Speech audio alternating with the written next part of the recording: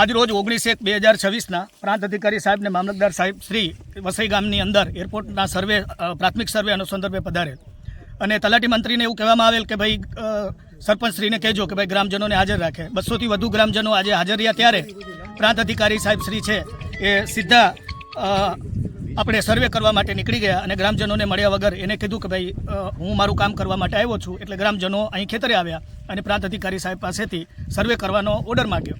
તેમણે કીધું કે ભાઈ હું પોતે જ સર્વેયર અધિકારી છું અને હું મારે આના માટે કોઈ પરમિશનની જરૂર લેવાની રહેતી નથી.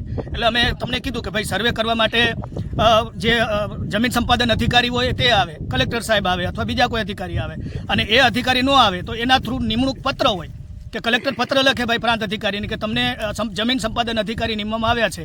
એવા પત્રની અમે હમણાં પ્રાંત અધિકારી સમક્ષ અમે માંગ કરી છે. અને ખાસ મારે એ કહેવાનું છે કે કોઈ પણ ખેડૂતો છે એ આની અંદર કોઈ પણ પ્રકારની હમણાં સહી ન કરે અને કોઈ પણ પંચરોજકામ સરપંચ દ્વારા ન કરવામાં આવે કે ગામના કોઈ પણ 5 વ્યક્તિ ગમે ત્યાં ભેગા સાથે મળી અને કોઈ પણ પેપર ઉપર એરપોર્ટ સંબંધિત પેપર ઉપર સહી ન કરે તેવું મારે ખેડૂતોને ખાસ આગ્રહ નિવેદન છે.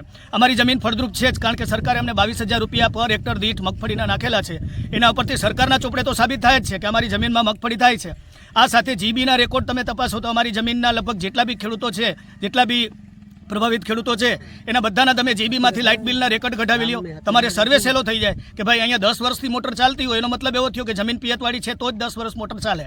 અમારી પાસે 20-20 વર્ષ મોટર ચાલે તેટલા લાઇટ બિલ છે અમારી પાસે, બરાબર. તો એ લાઇટ બિલનું કલેક્શન તમે લઈ લ્યો. સરકારી ચોપડે તમે 22,000 નાખેલા છે એના તમે ડેટા લઈ લ્યો. તો સરકારી ચોપડે તો જમીન ફળદ્રુપ પણ છે અને પિયતવાળી પણ છે. તો પછી હવે સર્વે શેનો? અને ખેડૂતો એ અંદાજની અંદર બિચારા ડરી રહ્યા છે કે ભાઈ આ રીતના શરૂઆતથી જ જો કોઈ પણ ખેડૂતને જાણ કર્યા વગર આવી રીતના સર્વે કરવામાં આવે તો આગળ જતાં સરકાર કમ્પલસરી અહીંયા પ્રોજેક્ટ આવે એવું અમને દેખાઈ રહ્યું છે. એટલા માટે મારું ખાસ સરકારશ્રીને આગ્રહ છે કે ભાઈ સરકારનો વિરોધ નથી, એરપોર્ટનો વિરોધ નથી.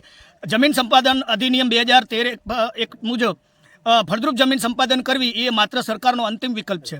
અને અમે વિચારીએ છીએ કે ભાઈ 1600 એકર બીજી જે જંગલ ખાતાની જમીન છે, આ સિવાય મેરીપર છે, ભીમપરા છે, દ્રેવાડ છે, એ બાજુ જે બિન ઉપજાઉ જગ્યા છે ત્યાં એરપોર્ટને ખસેડવામાં આવે એવી અમારી સરકારશ્રીને માંગ છે.